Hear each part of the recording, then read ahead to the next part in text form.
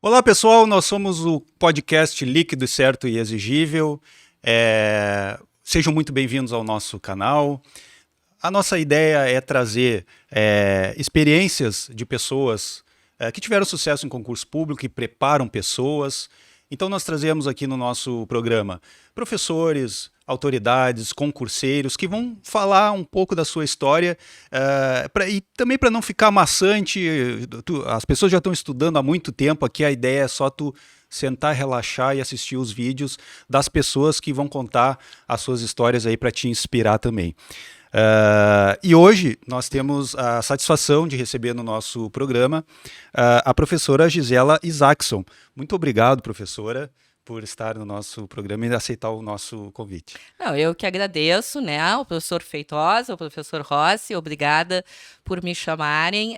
Essa questão de concurso público realmente é uma coisa que tem muita coisa a ser dita, muita coisa a ser falada. Eu, como concurseira que fui e como professora que sou, sei exatamente as aflições, e então eu vou tentar contribuir um pouquinho com o pessoal que está nesse estudo, nessa pressão, porque é pressão, e a gente vai tentar relaxar, como tu falaste no início, porque nem tudo é só o estudo, a gente sabendo casos de outras pessoas é importante, né? E isso soma como era importante para mim na minha época. Então é uma satisfação de estar aqui e muito obrigada pelo convite. Satisfação é nossa, professora, muito obrigado.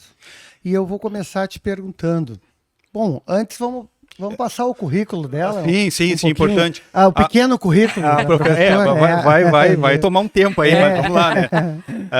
A professora Gisela é advogada na área de família e sucessões, é procuradora do município de Pelotas, na área fiscal, né? Ela é especialista em direito processual pela Universidade Católica de Pelotas, em direito processual civil junto à Universidade Castelo Branco.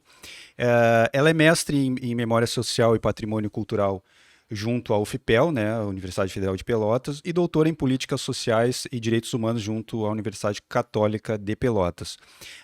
Ela é professora de Teoria Geral do Processo, Prática de Direito Processual Civil e Direito Tributário. Também conselheira da Ordem dos Advogados do Brasil, da subseção de Pelotas, e também, né, nossa colega aqui, idealizadora, debatedora do podcast Direito Entre Linhas, Direito Entre Linhas, né? Sim. E também proprietária do canal Professora Gisela Isaacson na plataforma YouTube, onde ministra aulas de Direito Processual Civil, Teoria e Prática. Nós vamos falar de tudo isso, com certeza. Mas começando pelo começo, né, Vamos Rodrigo? Vamos lá. Professora, o que te fez optar pelo direito? Tu pensavas em advogar, exercer o magistério, prestar concurso público? Qual era a tua ideia inicial? A ideia inicial, para ser muito sincera? Sincero. 100%. Por favor. Não, a questão é o seguinte, eu sou uma pessoa que sempre quis muitas coisas ao mesmo tempo. E eu, no início da minha vida, nunca tive muitos focos, para ser sincera, né? Então, a opção pelo direito veio depois de uma opção de ser astronauta da NASA, de ser arqueóloga, de ser, enfim, bailarina, qualquer coisa do estilo. Foi uma conversa que eu tive com meu pai e o meu pai olhou e disse assim, a frase foi essa: tu fala demais, tia, vai pro direito. Eu digo, direito? Não, nunca pensei direito. Só para dizer que daqui a pouco o direito não faz parte da vida da gente. E ele surge. Aí tá, fui lá, fiz o vestibular. Na época eu morava em Porto Alegre, passei no vestibular da PUC.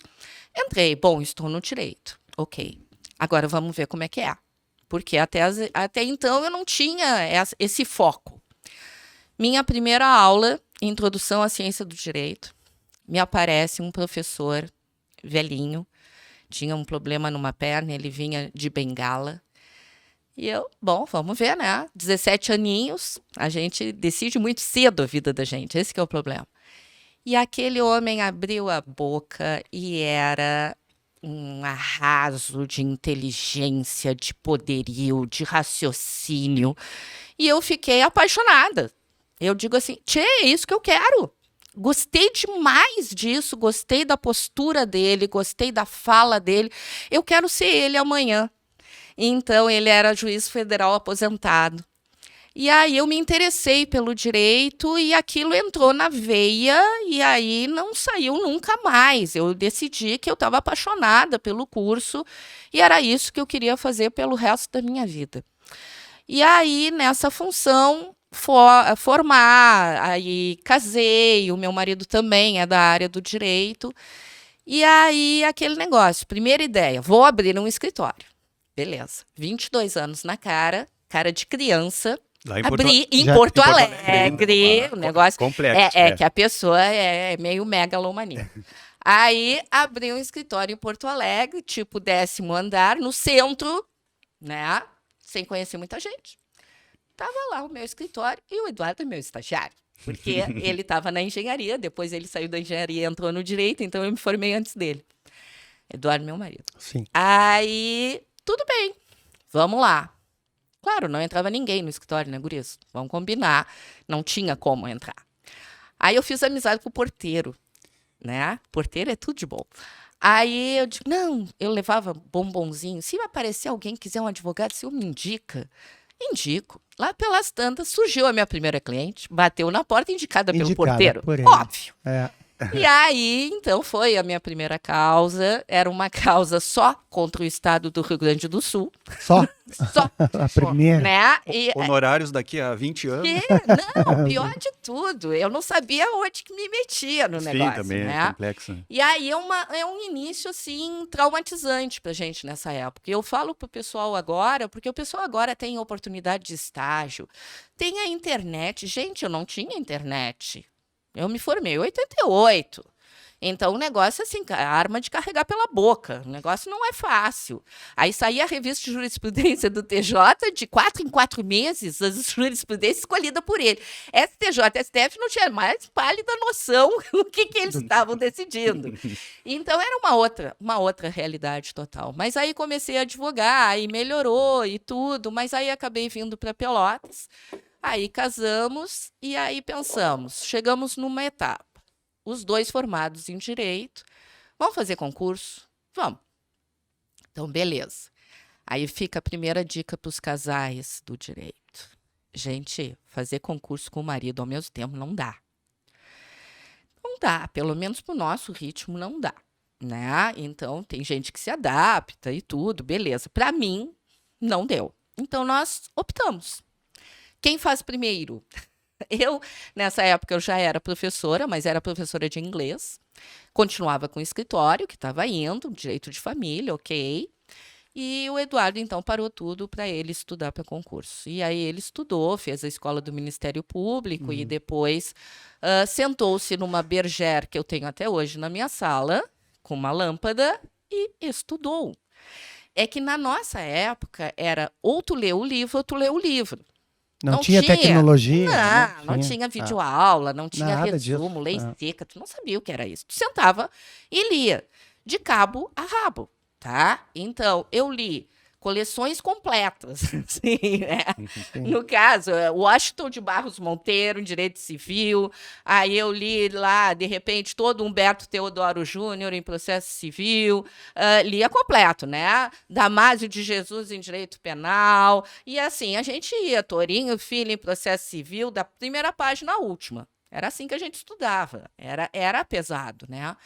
E aí, então, o Eduardo foi aprovado, hoje ele é procurador do Estado, e aí eu já estava lá pelos meus 29 anos, aí pensei, vou ter filho. Então, é outra coisa que o pessoal de concurso, às vezes, principalmente as mulheres, elas ficam com essa dúvida. Quando eu falava isso em sala de aula, aí uma aluna uma vez chegou e chorava. Eu digo, meu Deus, o que aconteceu? Ela disse, professora, a senhora não tem ideia o que aconteceu comigo. O quê? Estou grávida. Eu digo, mas que maravilha, que beleza. Mas a senhora mandou eu engravidar depois do concurso público. Eu digo, tia, mas eu engravidei antes. Então, tá tudo bem, fica tranquila, vai dar certo. Então, aí... Foi isso. Então, aí eu engravidei, tive as minhas filhas, e quando as gêmeas, porque também a pessoa é rápida, em 2 anos teve 3 filhos, quando as gêmeas fizeram 1 ano, eu entrei na batalha dos concursos. Mas aí os tempos já eram outros, né? Então, nós tínhamos uma internet que já não era grande coisa, mas era uma internet. Isso eu estou falando em 97. Começando. Tá? Então, pelo menos eu já tinha os informativos do TJ, do STJ, do STF. Isso. Eu já tinha, mas eu não tinha me desgrudado da ideia de ler o livro de cabo a rabo. Para mim, esse era o estudo. Não tinha curso preparatório. Inclusive, quando eu saí da faculdade, eu fui na OAB, bati e peguei minha carteirinha. Não tinha prova da OAB na época. Né? Não tinha prova. Não tinha. Eu ia lá, bati, me formei, carteirinha, né? Quase não pego a carteirinha, porque no dia da solenidade o homem me chama Gisela. E eu achei que não era eu. Fiquei lá sentada. Aí, Gisela! Eu digo, que estranho, né? Aí me dei conta que era eu, Gisela, né? Gisela, a filha dele era Gisela. Escrevia Gisela, ele leu Gisela. E aí? Quase que não pego a carteira. Aí, tudo bem. Vamos lá. E aí eu fiz um grupo de estudo. Primeiro eu tinha que me reciclar. Porque logo que eu saí da faculdade, antes de ter as meninas, eu fiz a escola da Júris aqui em Pelotas. Tá? No tempo que eles estavam fazendo a interiorização. Fiz a escola da Júris, depois parei, tive as meninas, então eu tinha que reciclar. Então eu digo, vou fazer a escola do Ministério Público, né? Só o detalhe, em Porto Alegre. E eu com 3 filhas bebês em Pelotas. Como é que eu faço? Grande parceria. Aí vem a história, né? A parceria dos casais. Né? Então, eu sempre tive uma grande parceria, um grande apoio do meu marido. Tanto que estamos juntos até hoje. Comecei a namorar, ele tinha 18, estou com 57, façam as contas, não sei. É muito tempo. É bastante tempo. E aí, então, ele... Não, tu vai para Porto Alegre. E claro que eu não conseguia passar a semana inteira. Então, eu ia terça de manhã, voltava terça de noite. Tinha as meninas, tinha a casa, tinha tudo. Claro, tive que parar de trabalhar, alguma coisa tinha que parar. E aí vinha a quinta de manhã, voltava a quinta de noite, e o Eduardo disse, não, deixa aqui a parte financeira, eu vou segurar e tu vai estudar agora. Ele já estava atuando Ele aqui. já era procurador aqui em Pelotas. Aqui em Pelotas. Então eu gosto de falar sempre nessa parceria dos casais. Nesse tempo, né? Um faz, o outro faz e tal. Então, não, os dois juntos é um estresse bárbaro, né, gente? A gente fica pirado com aquilo, porque tu começa a estudar e, necessariamente, com pouquíssimas exceções dos gênios da lâmpada, que eu respeito demais, Sim. eu nunca fui gênio da lâmpada. Eu tive que ralar, tive que estudar, tinha filha em casa, milhões de coisas. Então, é óbvio que a reprovação... Sim, não, nessa época quando eu comecei a estudar, é que eu trabalhava com as crianças, né? Eu tinha 3 bebês. Trabalhando em casa. Então, isso. Não tinha condições de mais trabalhar e não dava mesmo. Então, quando elas dormiam, eu estudava, eu fazia aquele jogo. E aí, depois desse 1 ano e meio, que eu fiz a escola do Ministério Público em doses homeopáticas, então, indo e voltando, nós tínhamos uma van. Eu conheci nessa van várias outras meninas, moças, na época, que faziam a mesma coisa que eu. E nós resolvemos formar um grupo de estudos. Eu sou uma pessoa que sempre gostei da história de ser professora, gosto de falar. Uhum. Então, e elas gostavam de ouvir, e a gente gostava de debater, então formamos um grupo de estudos e convivemos, assim, 3 longos anos da nossa vida exclusivamente. Como é que funcionava o nosso grupo de estudo? 8h30 da manhã até o meio-dia, 1h30 até as 6 da tarde. De segunda a sexta e sábado de manhã. Aí chegava em casa, tinha as gurias e tudo, e vamos lá. Então, uma era a leitora, era eu que gostava de falar, lia. Aí, para aí, vamos debater esse negócio. Viu o que o cara tá pensando? Ah, tem outro que pensa. E aí rendeu. Hoje em dia, todas nós passamos, naquela época, né? Eu sou procuradora do município, outra é juíza federal, outra é promotora, e a outra é procuradora da Fazenda Nacional. Mas isso a gente ia aprendendo uma com as outras, né? E começamos a fazer os concursos juntas, na parceria. Bom, agora tem concurso... Aí que vem um ponto importante. Tem aquele que vai fazer toda a vida concurso para delegado, acho bem legal. Tem aquele que vai fazer toda a vida concurso para juiz, acho ótimo. Eu fiz tudo. Tá? E o único concurso que eu me arrependo de ter feito, porque realmente eu era incapaz para estar sentada naquela prova, foi para a Receita Federal, porque eu não entendia patifas de contabilidade, estatística, e não conseguia aprender aquele negócio. Aí realmente encheu a sala de gente vinda de São Paulo, né? E aí eu olhava aquele pessoal de, meu Deus, o que eu estou fazendo aqui? Mas enfim, vamos nessa, né? Então, aí a gente fazia esse grupo de estudos, a gente estudava, e isso foi muito proveitoso. Eu cresci muito nessa época e em conhecimento, realmente. Por quê? A grande dúvida do concurseiro é o seguinte: eu li isso esse mês, como é que eu vou lembrar ano que vem? Que provavelmente vai ser a data da prova, né? Exato. Só que tu não consegue ler tudo na véspera da prova. Sim. Não. É uma preparação devagar. Então, eu costumo dizer para meus alunos é o seguinte: tem neon. Quando tu abre a prova, tu leu aquilo há 400 anos atrás. Tu começa a ler as alternativas e uma tem neon. Ela pisca. Ela fica tipo, aqui, aqui. Tu não sabe por quê. Tu não lembra da matéria. Tu não tem a menor segurança, mas ela te chama. E tu marca e é ela. Porque tem uma gavetinha louca lá no cérebro que te remete a uma coisa que tu não tem como tocar nela, e é aquilo. E isso é anos de acúmulo de estudo, né? O estudo é um E em algum momento tu viu aquilo ali, né? Claro. Tu lembrou. E tu, de Tu repente, guardou. fez uma inferência com a outra coisa Isso. e toca ali ficha, né? Então, quando tu começa nessa preparação, eu sei que muita gente fica cansado. Claro que é cansativo. Quem é que disse para vocês que é fácil? Não é fácil. É difícil, tu rala. Abdica muita coisa, né? Tu tem frustrações homéricas. Eu já reprovei por 1/10, né? Já rodei em prova final só no cômputo final de fecha-nota. Já fui aprovada e não fui chamada. Então, esse tipo de coisa, a frustração é uma constante. Mas outra coisa que tem que dizer: não desistam. Porque todos os casos que eu vi, quem desistiu, desistiu, né? Mas quem persistiu, passou. Então, só não passa quem desiste. E isso é uma frase certa, guris. Isso é uma coisa que eu vejo no dia a dia. A questão é o seguinte: é como manter a persistência. Isso é uma coisa difícil. É uma coisa difícil porque vai chegar um momento que tu toma pau, tu reprova, faltou faltou meio décimo, faltou raio que o parta, e não deu. Em todas as reprovações que eu tive, então, no final foram 5 anos, porque eu fiquei 1 ano e meio na escola do Ministério Público, depois o resto do tempo estudando com as gurias. Quando tu reprova é muito ruim, né? Tipo, o meu mundo caiu. Abriu o chão e eu vou ser tragada para os raios do inferno. Eu sou uma infeliz, uma louca que estou perdendo o meu tempo com aquele negócio e aquilo nunca vai dar certo. É a primeira impressão que te vem.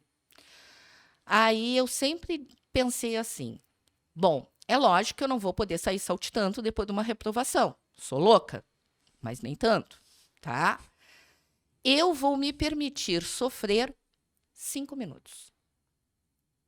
Aí, nesses 5 minutos, eu choro, jogo cinzas nos cabelos, fico louca, xingo a banca, xingo o papa, se for necessário, me acho a infeliz, me dou todo aquele negócio horroroso que chorar, tu fica aquela coisa, né? E aí, passou 5 minutos, bora lá. Faltou 1/10, porque eu não fui capaz de alcançar aquele 10º. Cadê o livro? Vamos lá. Então, a questão é o seguinte: tu tens que ter um controle do sofrimento. Porque se tu tem um negócio desse, é aquele poema: tinha uma pedra no meio do caminho tinha uma pedra. Aí tu senta na pedra e tu vai chorar com pena de ti mesmo.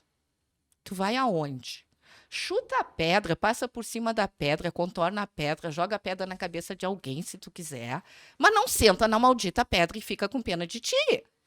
Isso é uma coisa de gente doida, não é possível. A gente não tem que ter pena da gente. A gente sabe que está ralando, a gente sabe que está estudando, a gente sabe que está dando sangue para chegar lá. E aí o quê? Porque tu reprovou e daí? Quantos reprovam? A regra é reprovar, pessoal. A gente tem ouvido isso bastante aqui. Então, Eu vou falar dos que eu passei, né? Os nossos convidados que nós temos aqui, às vezes falam, vocês colocam o meu currículo aqui dos que eu passei, mas eu vou falar também dos que eu não passei. Foram muitos, foram muitos, né?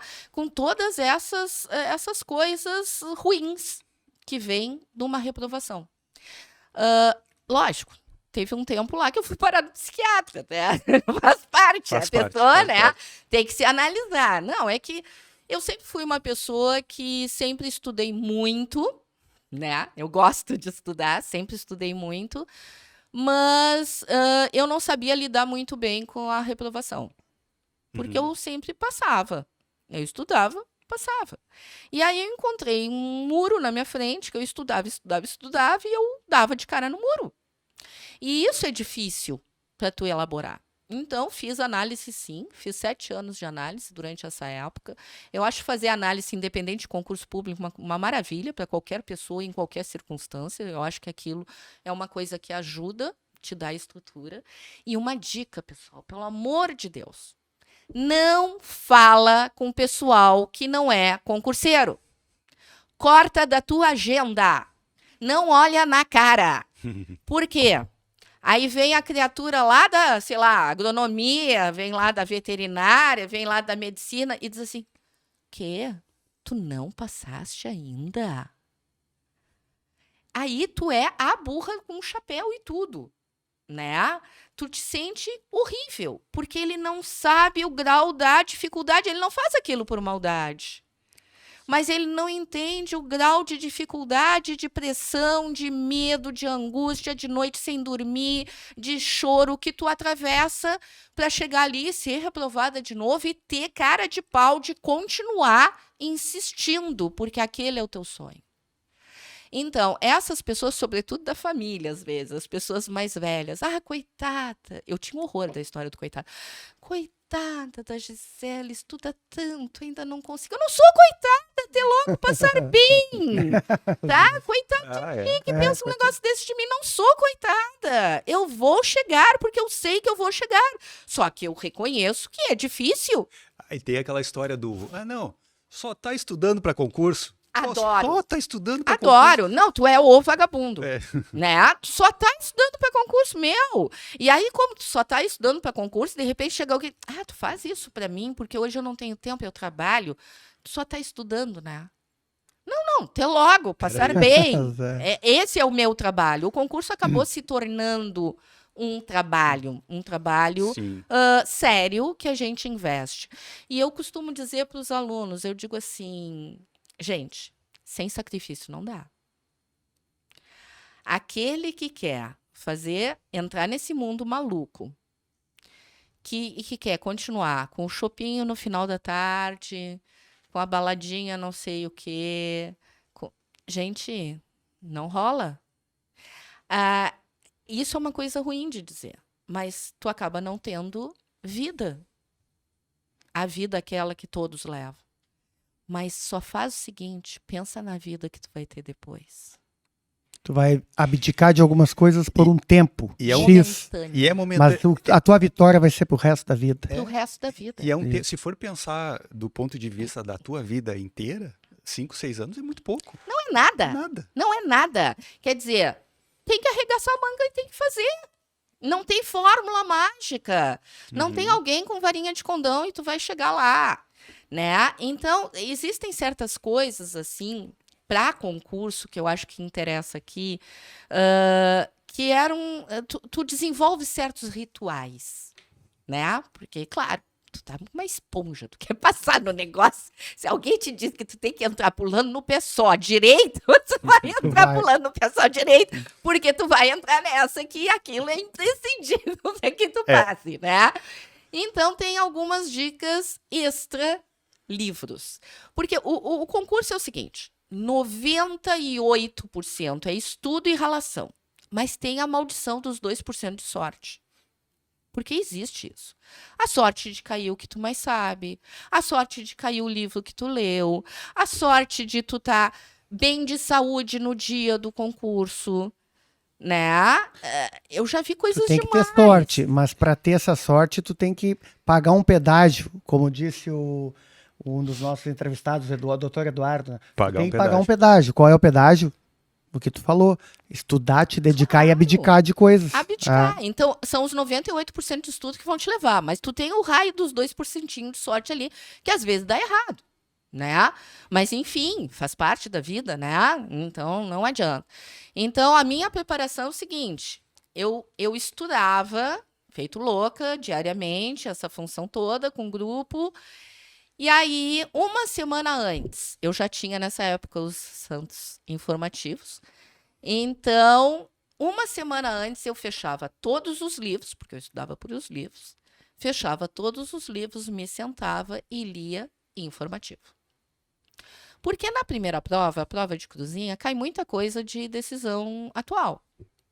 Então, eu queria ter elas mais frescas possíveis na minha cabeça. E eu lia todas as súmulas. Então, nessa semana, eu pegava um ritmo mais compassado. Eu sei que tem muita gente que na última semana, no último dia e no dia da prova estuda. Mas para mim isso não funcionava. Isso me trazia mais ansiedade. Eu fechava uma semana antes e deu. Agora eu vou ver só um purpuri e vou me preparar, porque é uma prova física também. Também. Tá? Então, isso eu digo pro pessoal, mesmo que não seja o concurso da tua vida, tu faz. Ainda que tu erre tudo, tu vai enriquecer porque tu vai aprender a hora de chegar. Tu vai aprender como sentar. Tu vai aprender o horário de ir ao banheiro. Quando é que tu come o chocolate? Ou quando tu toma um gole d'água? Tá? Porque tem toda essa aura na volta que também faz parte. Então, tu tem que começar a exercitar isso e te conhecer e saber o que tu queres fazer a partir daí. Então, eu tinha esse ritual. Na última semana, eu lia só a jurisprudência ali dos informativos, as súmulas, fechava tudo. Na véspera, geralmente o concurso era domingo, no sábado, nada. Eu relaxava, deitava, via televisão, qualquer negócio para desopilar. E no outro dia, foca, porque eu estava com a cabeça relaxada. Para mim era muito difícil chegar com uma cabeça na pilha. Eu não conseguia chegar, porque eu ia chegar cansada e eu não queria isso. Então, eu fazia toda essa preparação. Então, as súmulas, eu ria com meus alunos esses dias. Até hoje, eu sei que os países que importam o bacalhau do GATT, eu sei lá, é a súmula do bacalhau. Tem uma súmula do bacalhau no STJ, põe Ctrl F, tu vai achar. Sim. Tá? E eu sabia a súmula do bacalhau e o bacalhau caía na prova. Quando eu menos esperava, estava lá o bacalhau na prova. né? E eu dizia, e aí neon, né? E aí Pisca. pisca. Então, esse tipo de coisa cai, né? Então, era o que eu fazia nessa preparação. Geralmente, eu estava aqui em Pelotas, né? Eu ia para Porto Alegre para fazer a prova, então a gente ia junto, já ficava todo mundo no mesmo apartamento. Eu acho que a prova com mais esgotamento físico que eu tive foi a primeira prova da Defensoria Pública. A Defensoria criou, né? Eu fiz o primeiro concurso. O primeiro concurso da Defensoria. Conta um pouquinho. Pensa assim, eu não me recordo agora, talvez eu minta para vocês, mas eram 5 dias consecutivos de prova. Então, era engraçado. Bom, nós chegava com baita gás para a primeira prova, né? Chegava lá, prova escrita, tá? Porque a prova de cruzinha a gente já tinha passado, fomos para escrita. Aí, hoje é direito civil. Tá, beleza. Fazia a prova, dormia durante a tarde, porque tu esgotou fazendo a prova, passaram um aspirador de pó no teu cérebro, né? Dormia de tarde, de noite acordava, dava uma olhadinha, vamos para tributário amanhã. E aí, dá-lhe tributário. No último dia, eu não sabia o meu nome. Eu não sabia quem eu era, o que eu estava fazendo, como eu me alimentava. Em que mundo tu em vivia? que mundo eu vivia, absolutamente nada. E eu rodei em uma única dessa maratona toda. Eu acabei rodando em uma única, que também já não me recordo mais qual era. Rodei numa e aí cair fora. Porque tem uma parte, gurias, e isso eu acho que as outras pessoas devem dizer aqui. Tem um nível de preparação que tu chega que a prova objetiva é boia. Tu passa em todas, tu começa a passar, porque tu atingiu Tá um na massa do patamar. sangue. Tu atingiu um patamar que tu começa a passar. E aí a próxima barreira que são elas, né? Aí a prova escrita. E aí, daqui a pouco, se tu passa na escrita, tem oral. Tem oral. Né? Tem física, como é o caso do delegado. Psicológico. É psicológico. Eu passei no psicotécnico de delegado, tá legal? Então ninguém pode falar mal de mim nessa história. Isso é normal. Né? Não pirou nesse período. Olha que o negócio foi punk. Aí, mas isso. Então, tu pega e tu começa a passar na primeira e aí tu começa a embarcar na segunda. Uma dica que às vezes eu não vejo as pessoas nos cursinhos dar, mas tá certo, eu não acompanho 100%. Eu posso estar sendo uma bobalhona aqui, falar do negócio e dizer, pô, Gisela, tu não sabe? Não sei. Então já vou dizendo que não sei, tá? Mas que eu achava importante. Na minha época, quando eu ia para a prova escrita, eu estudava a banca. Porque a banca, ela é publicada, sai lá. Então, saiu os homens da banca, não tinha dúvida. Google, genérico de Deus, tu coloca o nome e lê tudo o que o cara escreveu. Porque, tia, se o cara vai te examinar, ele vai perguntar alguma coisa relacionada com o que ele gosta. Sempre tive essa ideia. Eu também, sempre Né? tive essa ideia. Eu também não sei se isso está acontecendo hoje, mas eu acredito que sim, né? Eu acho que é imprescindível, porque é lógico que o examinador da banca ele vai fazer uma prova abrangente, mas é lógico que ele tem as preferências. Pelo menos saber quem ele é, aonde ele trabalha, qual é o tipo de serviço que ele faz. Se ele já escreveu, vai para o Lattes. Vai atrás do Lattes do sujeito. Geralmente são professores, tem Lattes. Sim. Né? Então, vai estudar a banca, que daqui a pouco tu vai saber. Mas aí, daqui a pouco, tu tens umas coisas que é os tais 2% de sorte. Na Procuradoria da República, eu passei 3 vezes na prova objetiva. Fui 3 vezes para a prova escrita, tá? Eu estava no auge da preparação. Por que eu passei 3 vezes na prova objetiva? Porque eu peguei o lance. O seguinte, a prova eram, vou mentir de novo, faz tempo, 120 questões com consulta. Prova objetiva. 3 blocos. Primeiro bloco, matéria A, B, C. Segundo, terceiro. Tu tens que ter média nos 3 blocos. O que é a tendência da pessoa? Fazer da número 1 a número 120. É a tendência, né? Sim. Ou daqui a pouco, pega lá, uma lá que tu sabe mais, faz antes. Na hora da prova, me veio isso na cabeça. E eu pensei o seguinte, tia, eu tenho que manter média nos 3 blocos. Tô com a cabeça free. Então, eu vou fazer uma de cada bloco. A que eu mais sei no bloco 1, a que eu mais sei no bloco 2 e a que eu mais sei no bloco 3. Voltei. A média do bloco 1, a média do bloco 2, a média do bloco 3. Voltei. A pior do bloco 1, a pior do bloco 2, a pior do bloco 3, eu já não sabia mais quem eu era, porque eram 120 questões. Fiz média. Sim. Passei. Tá? E aí fui, que eu considero, em toda a minha carreira de concurso, a prova de concurso mais chique que eu fiz. Né? Nunca vi uma coisa igual. Né? Porque na primeira prova, no Rio Grande do Sul, passaram 16 pessoas. Eu passei. Na segunda prova, passaram 22. E na terceira, passaram 26. E as provas, como eram poucas pessoas, eram feitas na sede da Procuradoria da República, com uma mesa desse tamanho aqui, com um cafezinho, garçom trazendo água, e tu lá escrevia. Nunca fiz uma prova assim. Tchê, aquilo era tudo de bom. Mas a louca rodou. Mas vai fazer o quê? O ambiente top.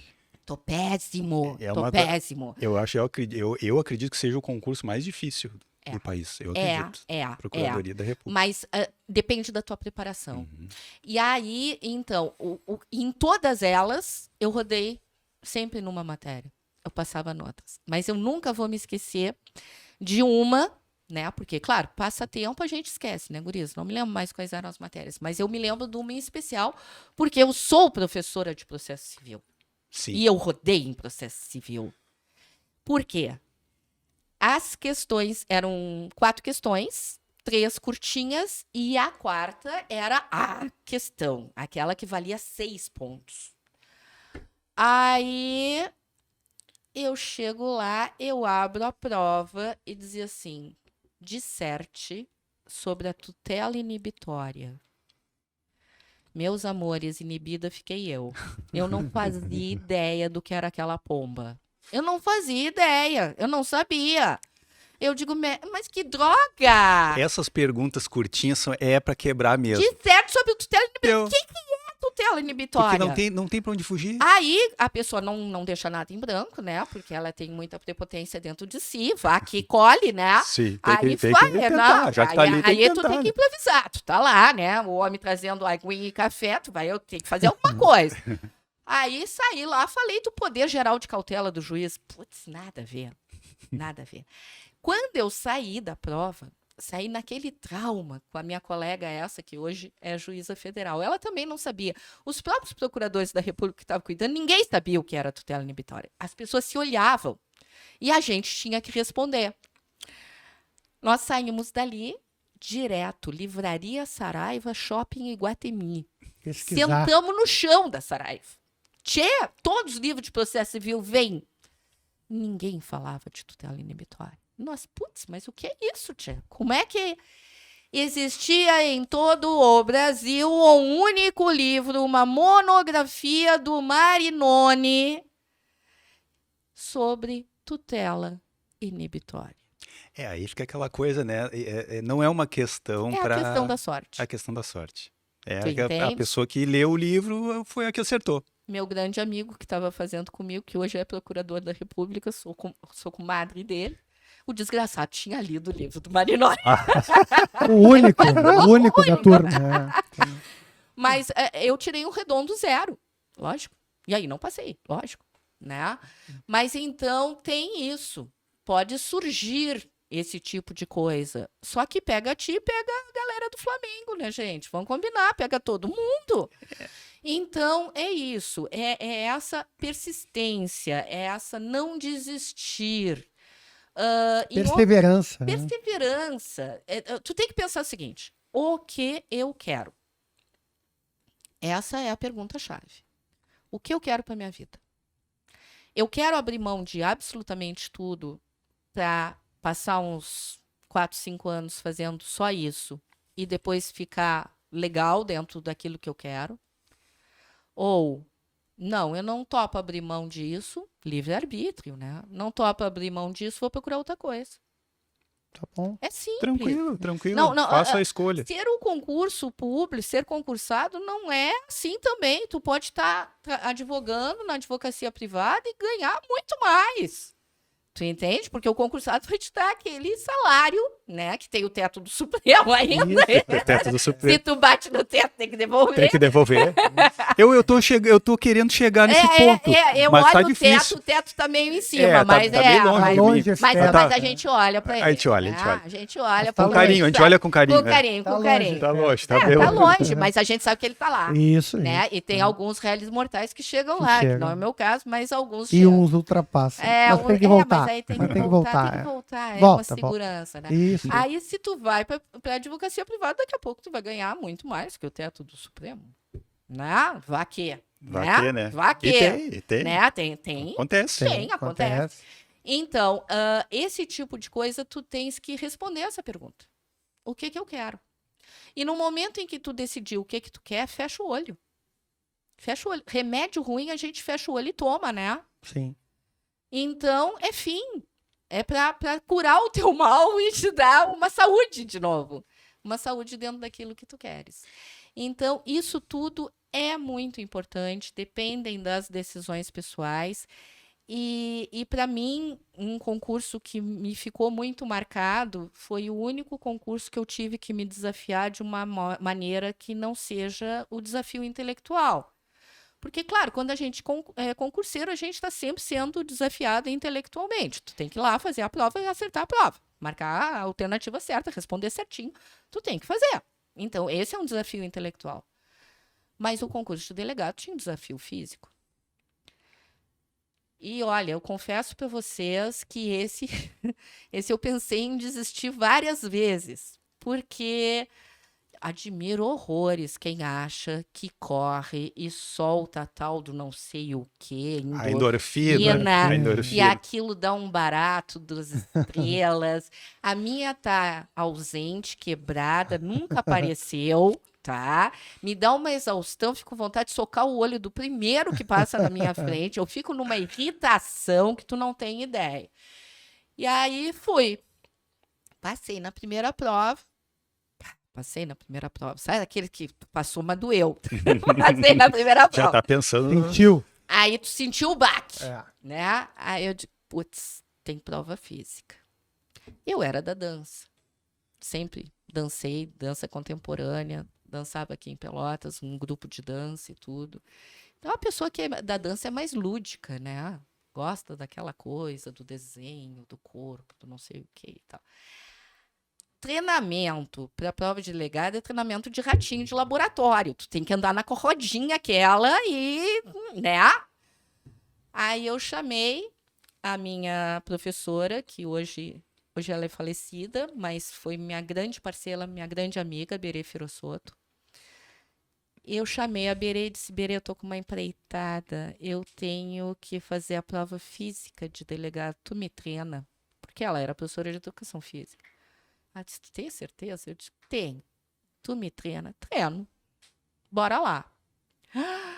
Meu Deus. O treinamento começou em março, a prova era em julho. Eu não corria meia quadra. Eu me armava para fazer aquele apoio de solo, bonita, maravilhosa, deitava e jamais alguém me levantava daquele chão. Não voltava. Chama o guindaste, não sai. Aí eu digo, tá, vamos lá. Ela me fez um treinamento que, puxa vida, eu nunca imaginei passar por aquilo. A gente ia de manhã pro Laranjal todos os dias. De segunda a sexta e sábado de manhã. A gente ia de manhã pro Laranjal correr na areia fofa. Claro, o primeiro dia eu dei 2 passos e caí desmaiada na areia fofa. Não levantava, nunca mais saía, porque aquele negócio pesa pra caramba. E aí, de tarde, eu tenho uma implicância, desculpa com as pessoas que moram num bairro, é um bairro legal, mas eu tenho uma implicância com o Fragata, porque eu corria na pista do Exército. E cada vez que eu pegava Duque de Caxias, eu sabia que eu ia pra pista, eu tinha uma implicância daquele negócio. E aí, de tarde, eu corria na pista. Então, eu me lembro das primeiras vezes. Quando ela me levou para a pista, eu dava uma volta, sentava, chorava, mas chorava de soluçar. Ah, infeliz, o animal, o que eu tô fazendo um negócio desse? Eu sou louca. E aí ela aguentava todo o choro, e ela chegava e dizia, acabou? Acabou. Ah, vai lá dar 5 voltas pra gente ir logo. Aí eu ia lá resignada fazer as tais voltas. Né? Porque ela não saía da pista se eu não fizesse 5 voltas. Eu ia de carro com ela. Não tem cogitação da gente sair daqui se tu fazer. Vai lá que eu tô com tempo. Eu te levo, mas tem que fazer as 5 voltas. Tem que fazer as 5 voltas. Aí me preparei. No fim da preparação, eu estava correndo com folga, né? Porque eram 12 minutos, eu estava correndo com 11. E o apoio de solo, fantástico aquele, eu já estava fazendo 15, tinha que fazer 10. Abdominal nunca foi problema e tinha os exercícios de coordenação, né? Aqueles tipo polichinelo. Nunca imaginei que alguém não pudesse fazer polichinelo. Guris, sinceramente... Eu vi gente sendo afastada da prova porque não conseguia juntar as mãozinhas em cima. Não tinha coordenação. Não tinha. Isso aí tinha que ser matéria para a prova psicológica, né? Mas claro, mas o que é isso? A criatura não conseguia juntar as mãozinhas em cima e embaixo. Buenas. Aí eu fui para a prova, né? Aí fui com a Berê e com o Eduardo. Aí chegamos lá, ela disse, come um prato de massa, porque a massa tem o borogodó, não sei o quê. O carboidrato. Carboidrato. Eu não fazia tudo que ela mandava. Tá.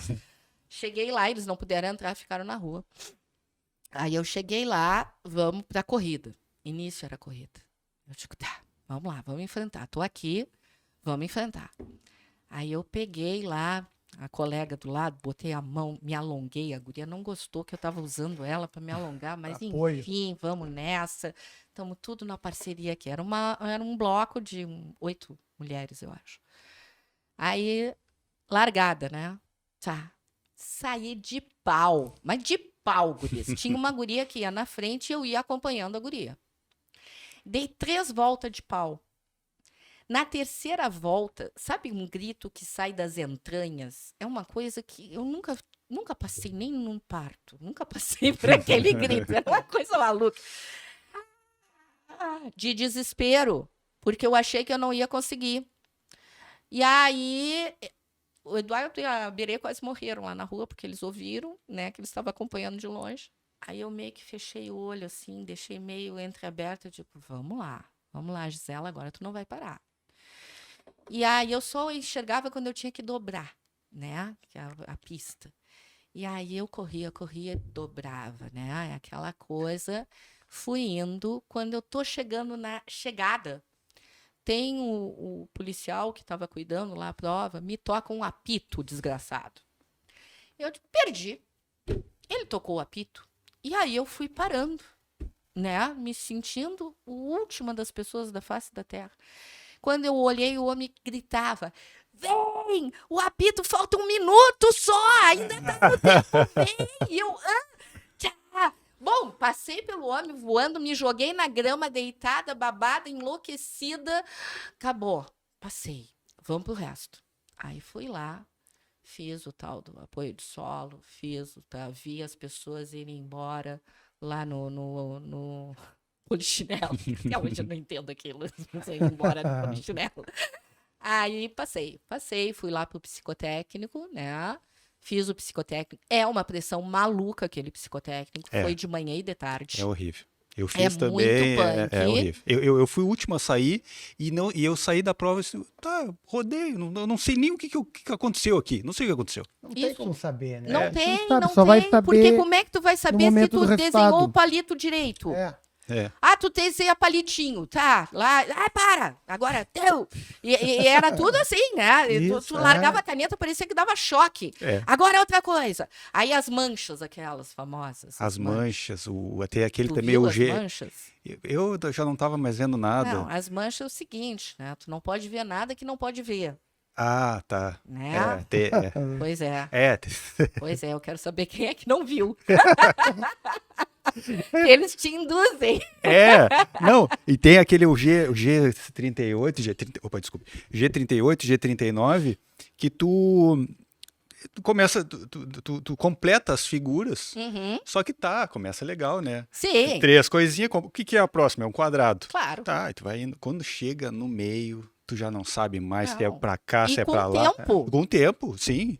A pressão Né? muito grande. É muito A grande. pressão é maluca, né?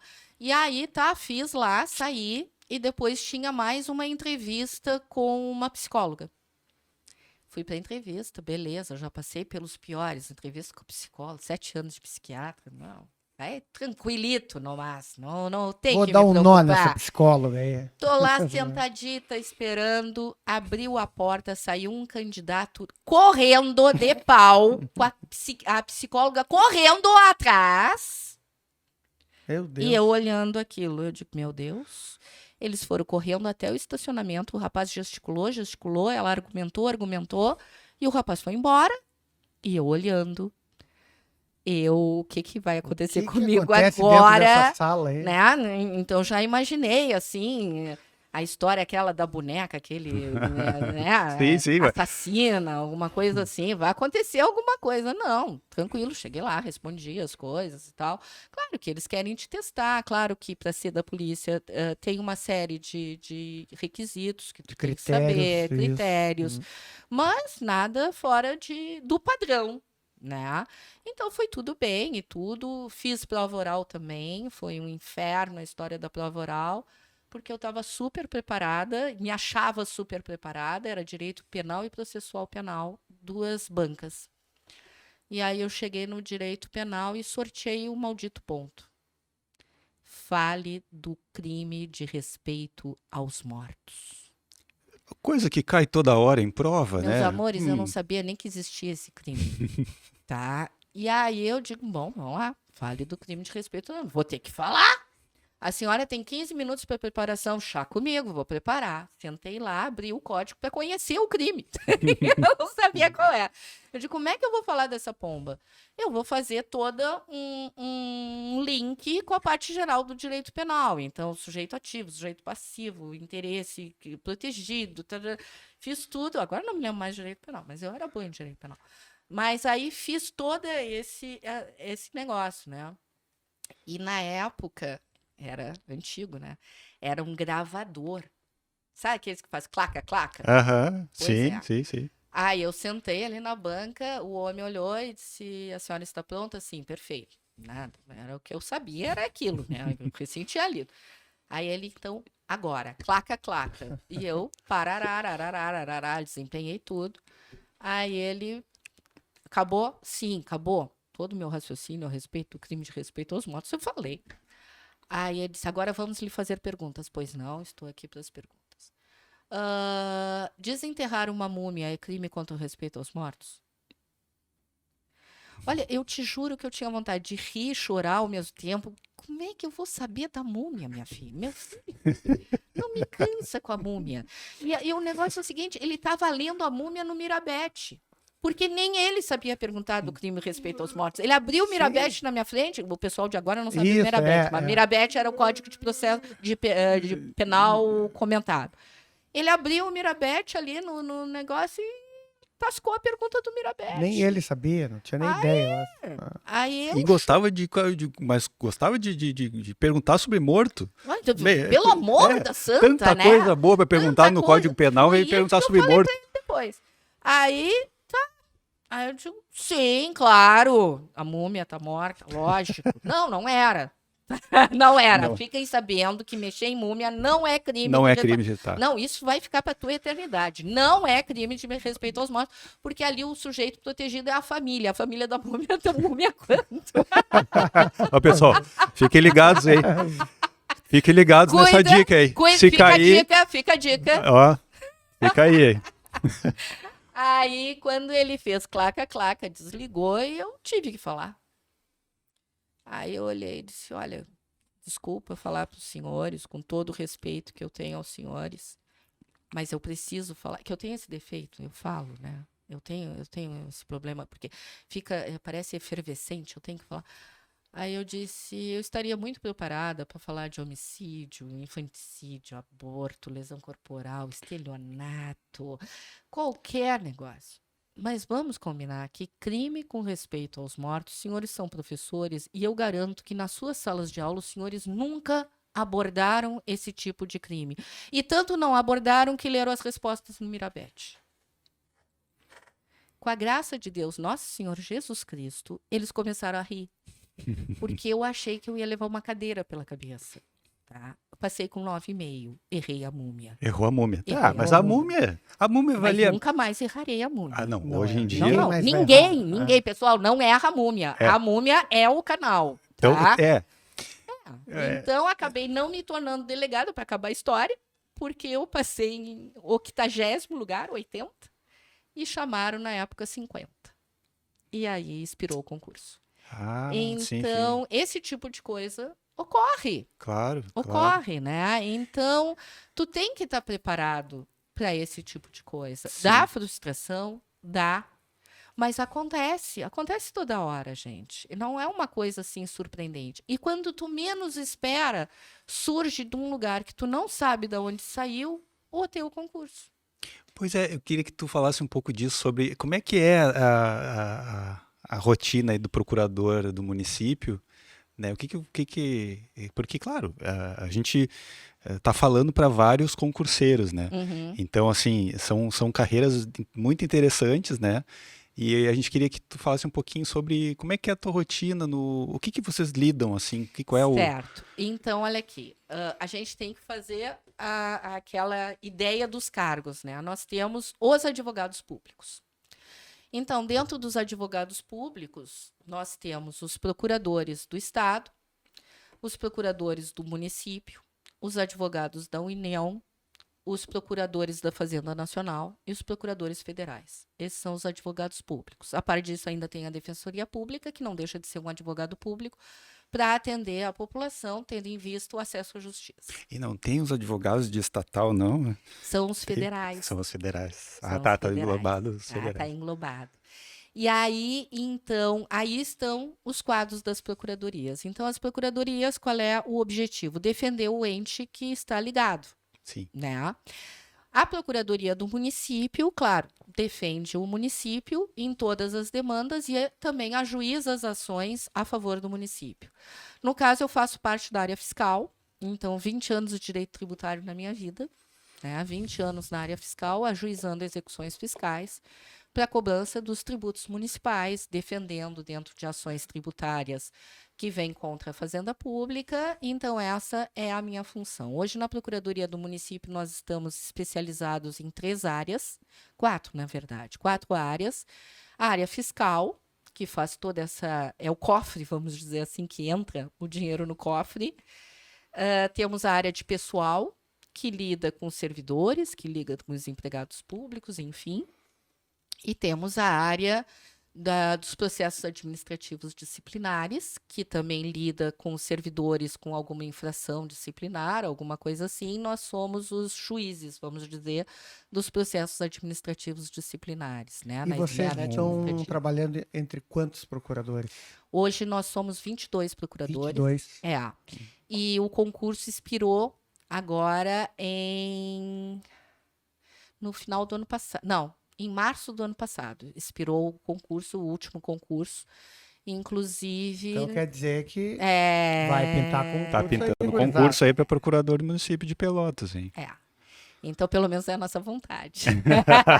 Tem que ter a vontade política, É claro. verdade, Mas, verdade. Ah, não, a nossa dentro- vontade sempre tem que ter mais gente, né? Vamos gente, mais com o colegas. advento do processo eletrônico, a coisa está se tornando bastante difícil, tá? Tá muito punk o negócio, porque o número de processos cresceu sobremaneira. Qual era a minha rotina? Eu pegava 80 processos por semana. Hoje eu recebo 80 processos por dia. Nossa. Eu estou trabalhando de domingo a domingo, não tem dia santo, não tinha feriado. Desculpa desestimular, mas é trabalho, é bastante. Mas com a chegada de vocês, talvez melhore.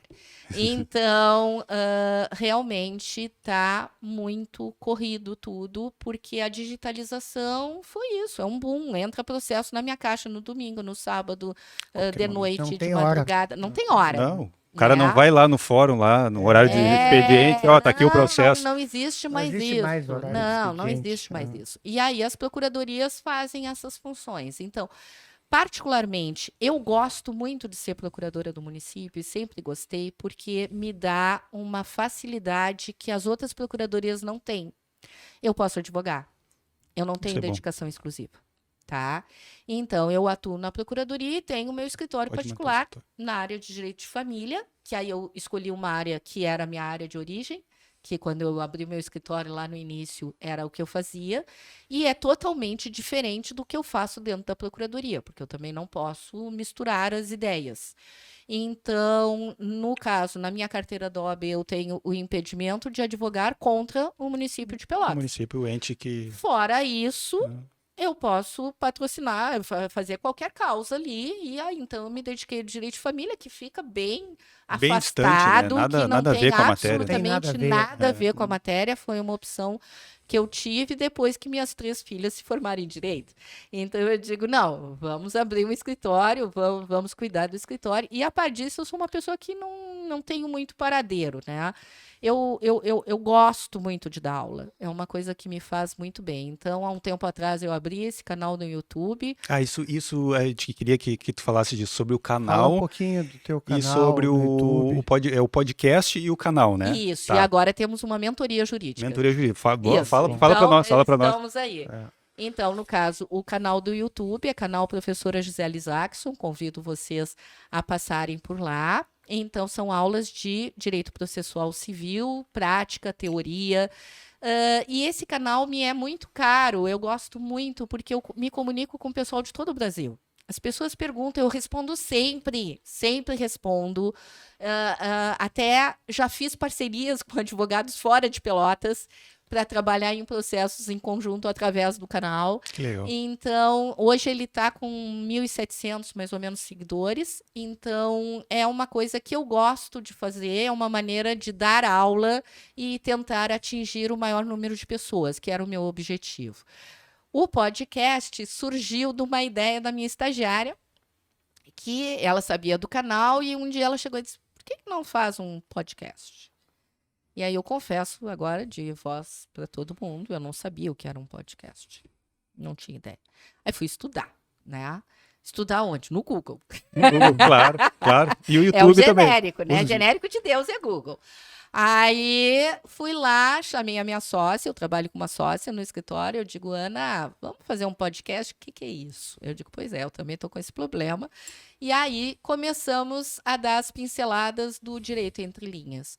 O direito entre linhas, o que a gente pensou? A gente sempre dá aula para pessoas do direito. Vamos esclarecer o direito para pessoas que não são do direito.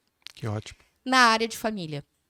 Então, no podcast, a gente traz muita gente para entrevistar, sempre é um só nosso e um com entrevista, um só nosso e um com entrevista. Para esclarecer para pessoas o direito de família, alimentos, questão de violência doméstica, questão de guardas compartilhadas, como fazer. Então, ali o podcast a gente usa, já entrevistamos psicólogas, assistentes sociais, até mesmo a Maria Berenice Dias nos concedeu uma entrevista no final do ano passado, foi muito bacana. Que legal. Então, o Rodrigo também, Barros, também nos deu uma entrevista. Então, é uma coisa muito bacana, mas é uma coisa meio artesanal, tá? Agora eu tô vendo aqui a estrutura de vocês, a minha é bem simples. A gente faz pelo celular. Sim. E agora surgiu a vontade de fazermos uma mentoria jurídica. Então, lançamos essa semana. As aulas começam segunda-feira, estão com as inscrições abertas, né? Se vocês quiserem passar lá. Para que serve a mentoria, né? A mentoria é para jovens advogados ou quem está terminando a faculdade e quer advogar. Então, eu não quero concurso, eu quero advogar. São 35 anos de experiência na advocacia que a gente está compartilhando. Então, vai ser um curso de 2 meses de duração, com videoaulas e material de PDF por semana. Então, são 8 videoaulas, 8 módulos com PDF e videoaula. Com 2 encontros presenciais para falar sobre qualquer coisa, e o grande ponto é um WhatsApp liberado para tu me perguntar o que tu quiseres, quando tu quiseres, a hora que tu achares bem. Então, é para início da advocacia. Então, nós não estamos tratando de matérias jurídicas, mas sim auxiliando os novos advogados. Desde como eu cobro honorários, como é que eu trato o cliente, o que eu faço? Eu cobro consulta, eu não cobro consulta? É melhor fazer um escritório individual ou com parceria? Como é que eu me comporto numa audiência? Qual é a melhor forma de escrever uma petição? Que tipo de linguagem eu tenho? Essa coisa comezinha. Sei. Que quando tu sai da faculdade, ninguém te explicou. Ah, não. E aí tu aprendeu na pele. Eu aprendi na pele, no susto. A minha primeira audiência, meus joelhos batiam debaixo da mesa. Porque eu não sabia nem que lado que eu sentava na mesa. Né? Então, a gente está se propondo, é Mentoria Jurídica Martins Isaacson. No Instagram tá @mentoriajurídica.mi, porque para decorar Isaacson mais difícil. É mais difícil. Então, tá lá. E também nós temos no Instagram o canal do escritório. E no canal do escritório a gente publica sempre vídeos e dicas de matérias jurídicas aí que interessam advogados, interessam as pessoas. Então, um dia é dica, outro dia é um vídeo. Um dia é dica, outro dia é um vídeo. Eu e a Ana estamos fazendo, porque não dá para parar, né? Se a gente cai da bicicleta. Mas que maravilha, Tá bom, a gente pessoal, vai... Viu? Fica a dica, passa lá e curte, compartilha, né? Depois, por favor. Depois a gente compartilha também no Isso, nosso a gente canal também ali. Agradeço. Esses projetos É um da projeto professora, novo. maravilhoso. Doutora, infelizmente, nosso tempo está chegando ao fim. Certo. E como é de praxe aqui no finalzinho, é uma pergunta que a gente sempre faz. Uma dica tua, assim, para incentivar os jovens concurseiros que desejam almejam um cargo público? Vale a pena. Vale. Essa é a grande frase. Se é isso que tu respondeu lá naquela perguntinha, o que eu quero para minha vida? E a resposta foi essa, vale a pena. Pega, investe, dói, crescer dói, tá? É difícil? É. Quem é que te disse que vai ser fácil? Não existe facilidade. Mas depois vale a pena. Isso é o mais importante. Não senta na pedra no meio do caminho. Arremessa a pedra na cabeça do primeiro que passar, mas segue em frente. Show de bola, show de bola. A gente, na verdade, a gente teve a entrevista da professora Gisela, já era para ter acontecido, nós tivemos um pequeno problema, então nós estamos repetindo, estamos dando um segundo presente para ela. Nossa! Que é até um pouco um pedido de desculpas, porque a gente não conseguiu. E a gente agradece de coração a sua presença. Olha, aqui. gente, que maravilha! Caneca, líquido certo e exigível. E eu vou ter que falar rapidinho, eu sei que o tempo está esgotado, mas só falar bem rapidinho. Eu sou professora de processo civil e dou aula de execução. E a obrigação líquida, certa e exigível é a base da execução. Então, adorei o nome. Parabéns, guris. Obrigado. Muito obrigada pelo presente. Agradeço a oportunidade Nós que da agradecemos. conversa. Espero que tenham gostado. Excelente. E não se tornou enfadonho para alguém, mas, enfim, estou às ordens para qualquer Muito coisa. obrigado. Maravilhoso, muito obrigado pela presença, obrigado por aceitar o convite. E é isso aí, pessoal. Nos sigam lá no Instagram, nos sigam lá no YouTube também, se tornem inscritos. E que cada semana a gente tem um conteúdo novo para vocês, tá bom? Um grande abraço. Tchau.